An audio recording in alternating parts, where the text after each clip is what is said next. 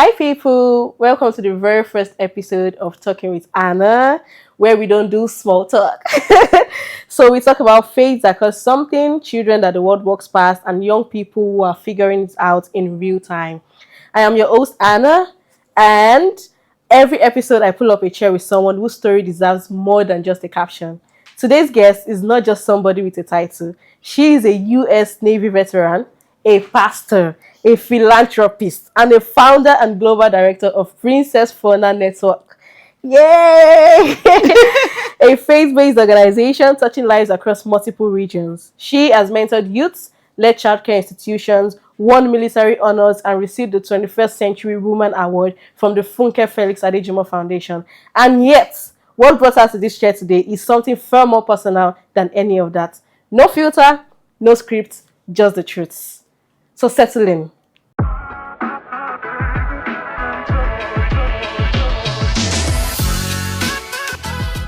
Hello, Pastor Princess. Hi, my darling. I'm sure that all of this whole introduction was I'm getting to you. I'm wondering who are they introducing? Like, is that me? Okay, aside all that I've said, can you tell us a little bit about yourself? I think you covered pretty much most of the bases. I am Princess Fornah, aka Pastor P.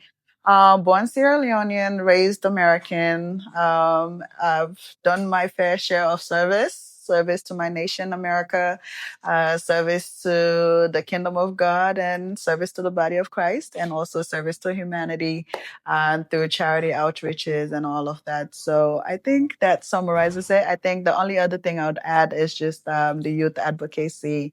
I like to be a voice for young people. Love it.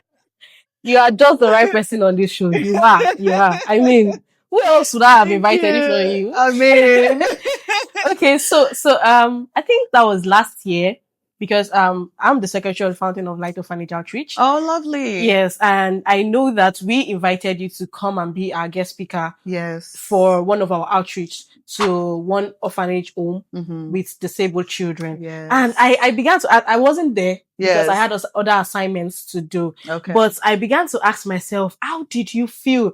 I mean, Mhm. not everybody would take it like that, okay, I'm going to come and preach to these people. Yes. What did you expect to meet? Was it what you imagined you met? How did you handle it? I mean, it's a whole lot for me thinking about it. Yeah, I mean, that wasn't my first rodeo. Okay. Being around, let's say, children or orphans, or being around children or orphans or kids with disability.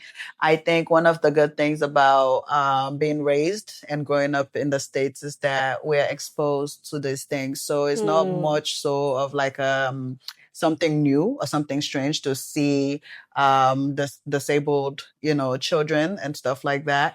So and then also, like I said, I have a heart for not only young people but for children. I do quite a bit of outreaches, Okay. from Kenya to Nigeria to, I haven't done one in Nigeria just yet, but from Kenya to Sierra Leone to Ghana, stateside.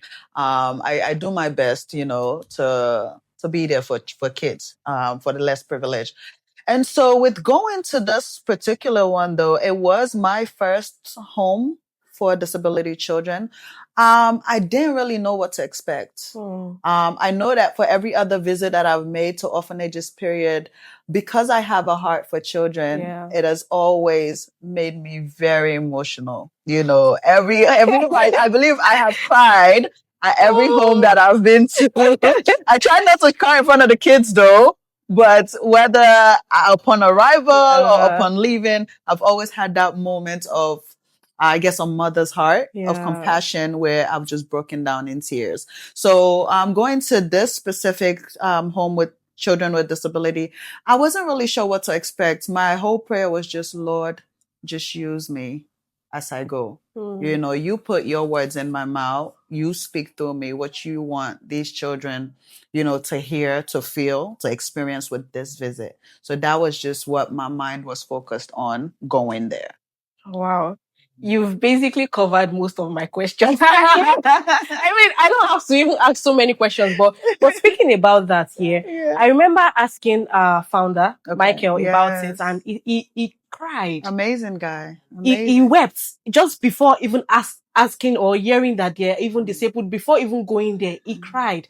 And Harrison too, he was just emotional when he was telling me about it. I Yes. understand the fact that it is an orphanage home for disabled children, but I begin to wonder: is it that when parents give birth to these children, they drop them? Mm. What's your take on that? When, because I heard, sorry, before you say Yes. anything. So I was watching a podcast on Cruise TV or so, and they were talking about making abortion legal. Mm. And I was now asking a question: that what about people that already found out that the child in them is disabled or has Mm. one thing or the other? Deformity. Do you suggest that they abort these children? And I do not even buy the idea of giving birth to this child and dropping the child on the way, Mm. and the orphanage home picks up this child. Mm. What's your take on that, really?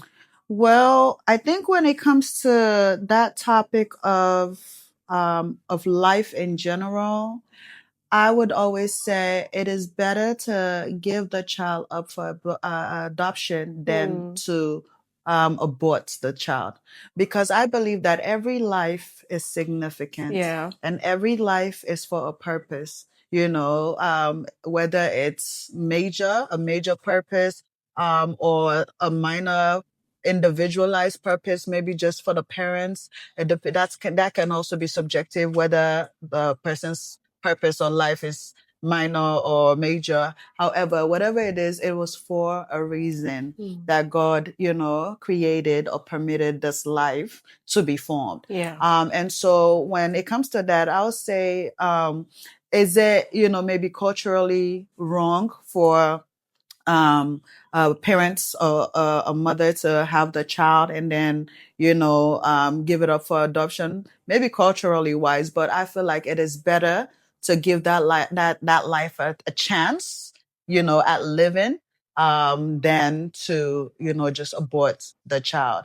And with the thing that you said about the child being in the womb and the parents finding out that they're going to be deformed or Yeah. disabled and that kind of thing, and deciding, to maybe abort the child. I think some of those things, like the doctors usually would advise, I think, is it Tresemme 3 or something? There's a certain issue Hmm. that sometimes I've heard where the doctors will say, okay, the pregnancy won't survive, get rid of it. But then have seen other, pregnancies where the doctors have said, oh, this child is not going to be, a normal Yeah. child. And then the mom has given birth and that child has beat every odds, and, they've survived and they've turned out to, meet their milestones, Hmm. at the end of the day. So I mean, it's a tough decision, Yeah. to make. It's a decision that one should prayerfully make and be led by God. If you're going to go ahead and have this disabled child, Yeah. what is your plan, for this child? Are you going to give them up for adoption? Hmm. Because it's not easy. It's not It's not actually. easy being a parent for a disabled child. I have some friends that have children with disabilities. Hmm. Sometimes it's frustrating, sometimes it's heartbreaking, especially for the mothers, because you feel helpless. You feel like, I Yeah. can't help my child and I don't want to see my child suffering and going through all of this. So for me, if you're going to step into that office of parenting a child that's disabled, just make sure that you have the resources, you Hmm. have the education, you have the support Yeah. that's needed. But if not, which is why homes like the one we visit, I thought was so amazing, that parents will be able to hand these kids over to these specialists, these people who are trained, these people who hopefully would have the patience, the heart, the love, and the calling, because it's a calling to take care of children Yeah. with disabilities, Hmm. that will be able to say, you know what, these are also human beings. No matter what their conditions, what their situations are, these children also deserve, to be treated humanely, Yeah. and with love. Okay. Okay. I mean, that's a lot. I It's mean, a lot. I don't know how I would have reacted Yeah. going there, but just hearing it alone. And I saw that you took a picture with, I think that I saw one that you carried in your hand, and I Yes. was so emotional because Yes. in Nigeria, there's a way we treat children like this. Because I think it's lack of education. Mm. And lack of exposure. But Okay. you see, sometimes when you don't know much about, certain thing, a Yeah. specific thing, the way it will determine how you react or you respond to it. Yeah. But when you've been exposed to certain things, also there's a way in which you address that situation. Hmm. So for me, like I said, it wasn't my first time seeing children with disabilities. So for me, being there, there was a certain compassion that just came upon me. There was a certain reverence, for human life, Yeah. whether they're disabled or not. These are still, humans. These are still children, and they still deserve, to be met, and treated with love Hmm. and patience. That visit took a lot of patience because they were so distracted. It took a lot of patience and the grace of God. Okay, let me ask you, how did you communicate with them? What did you tell them? What did you do? Okay, so before I went there, I had a message planned, Okay. because like I said, I've done other orphanage visits Yeah. and outreaches before. This was my first with children of disabilities. So because I didn't know what to expect, I prepared as if I was just going to speak to children. Okay. So upon my arrival at the home and seeing just how advanced their cases were, Mm. they had really, really let's say even no attention span whatsoever. Like Okay. they'll probably give me like maybe 2 or 3 minutes of focus at a time, Okay. and they'll be fidgeting and doing other things, you know what I mean? So as soon as I got there, read the room, discern, the setting, I had to, not necessarily abort mission, but I had to switch plans. Okay. So it now went from me going to preach a sermon, to them, to us engaging in worship, singing songs, Oh, lovely. children's songs, Okay. Christian songs, to us also praying, to me intentionally asking simple questions that it can involve in, like, do you know Jesus? Some of them raised their hand. I was like, okay, let's clap. So I asked them their names. So let's say Mary raised her hand. So I said, okay, let's clap for Mary. And you'll see they'll get all excited and everybody will be clapping. So basically keeping it Bible focused, but child friendly, and also at their level of understanding and Yeah. attention span level, so that's how we were able to interact with them as well. Hmm. And one thing that was constant, that was so heartwarming, was just how all of them just wanted some type of touch from me, Oh. whether it was a hug, or whether it was me holding their hand, or whether it was just me acknowledging them and saying, hey, let's Yeah. clap for, Joseph, that kind of thing. All of them were in one way or another longing for some type of touch. Hmm. Hmm.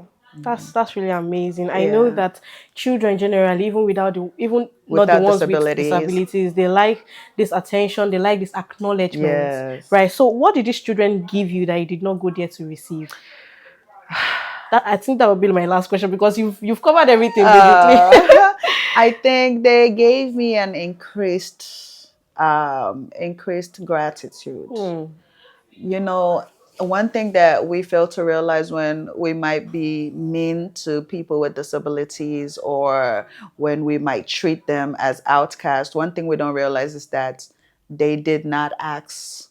To be treated So like that. to exactly, they did not ask for that. Hmm. For some reason, maybe God, out of His permissive will, and like I said, Yeah. out of purposes known to Him, permitted them to be born that way, to come into the world that way. And so for me, it brought me to a place of gratitude of, God, I am not better than these kids. Yeah. It was mercy and grace that said otherwise. Hmm. It was God in God in His infinite omniscientness, if that's a word, His all knowingness, Yeah. that says, okay, princess, I'll allow you to go, with all your chromosomes and all your cells and everything Yeah. fully and completely developed. So it made me leave that place thinking, I'm so grateful. Hmm. Yes, life may be life in, but Yeah. I've got no reason to complain whatsoever. Hmm. You know what I mean? Yeah. Because look at these kids. Hmm. I can speak and make sense. You know, as a child, I was able to hit every milestone, and I say this humbly, and I exceeded tremendously as a young child. You know, I was always top of my class, always on the honors list, principal award list, and all of that. And it just made me so grateful that God, you know, you've been merciful, Yeah. you know, and a part of me, a human side of me, even said, "Oh, these kids don't deserve that." You know what I Yeah. mean? However, you know, God in his infinite omniscience, you know, permitted that to To happen, happen. you know, and it might be for purposes like me coming to the realization of the fact that don't take your life or your existence or your state for granted. That might also be an indirect way of God wanting to speak to me, keep me grounded and keep me humble in a way. You know what I mean? So the Yeah. lessons can be diverse for the different people that will come in contact with these children. But for me, it was a level of gratitude like I've never imagined that came upon me, you know, and it just also helped me to also thank God for the children that are in my life, you know, that are, you know, considered normal. You know, I've got nieces, I've got nephews, I've got godchildren that are okay. And it just brought me to a place of thank you, God. You know what I mean? Yeah. And then it also increased that heart of compassion, that how else can I be of blessing to children around the world that maybe the world has forgotten, that maybe the world don't want anything to do with, Yeah. that maybe the world, you know, frowns upon, especially in this part of the world, in Africa, you know, where like that they'll start saying, oh, they give birth to an imbecile, or, you know, this kind of thing. Like, how else can I reach out to those people whilst children with disabilities not my specific calling? Yeah. You know, it just made me think,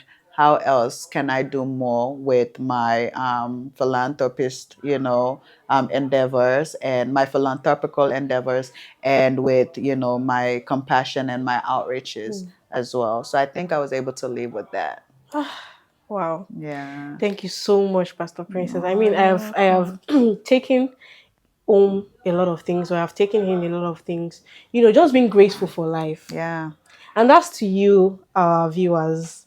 Be grateful for life. I mean, that you can speak, that you can process your words, put your words Yeah. together. It's something to be so It's a grateful big for. deal. It is. It's a It big deal. I is. always say we take life and things for granted. Hmm. Something as simple as opening your mouth and being able to formulate a sentence. That's a big deal. It is. That's something that these children can't do. Ah, You know, being able to, you know, control some certain impulse. yeah. That's a big deal. It You is. know, so these visitations and these experiences brings me to that place of realization and of gratitude. Hmm. Hmm. Yeah. Thank you so much, Pastor P. I mean, I'm looking forward to more sessions with you already. Absolutely, absolutely. Okay. I think what you're doing is phenomenal. You know, it's brave, it's bold, to be able to, you know, put ourselves out there on our Yeah. platforms. But you know, like I told you when we started, you got this, Yeah. you know, and God got you, and the cause Thank is you. for a greater cause. And Yeah.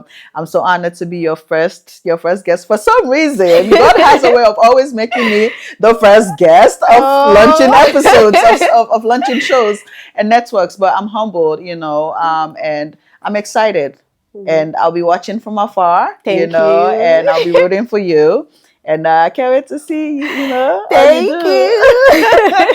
Hey, y'all go ahead and follow her. Subscribe, like, share. She's going places. I love young people that are ambitious and that are doing great things. And hey, follow her. Oh, what she said, please follow, like, subscribe for more, because we are going to be Yes, dropping more episodes and more words of wisdoms. And you're going to be absolutely. meeting so many intelligent people and hearing so Yes, many intelligent topics. Thank you so yes. much. See you all next time. Bye. Bye, guys.